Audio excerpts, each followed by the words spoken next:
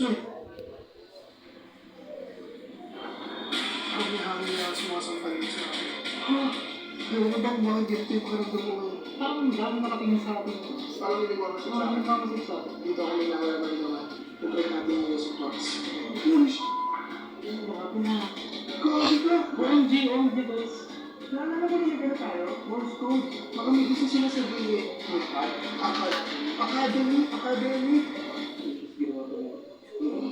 Oh my God! Huwag pa tayo stay dito. Diretso na tayo. Ngayon pa lang ay inuunahan ko na kayo na may kakaiba kaming mararanasang pangyayari sa gabi nito. So ayun guys, dito tayo ngayon sa labas ng hospital at makikita nyo, ang hospital na ito ay may 5 floors. Isa nito sa mga pinakamalaking X-store natin at kasama natin si Master Galawet. Hello guys. Ang second collaboration.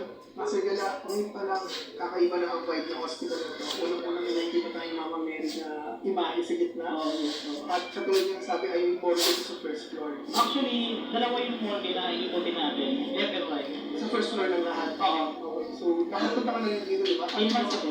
Kasi based on my experience, yung unang exploration ko dyan, nakarinig na ako ng feeling nga ng sanggol doon. Hindi niya kasi nasabi sa akin. Dahil marami ina-apport dito. Oo, hindi niya kasi nasabi sa akin ng dahil na. So, doon, itatry natin na patayin lahat ng lights and then ang nakauna yung camera.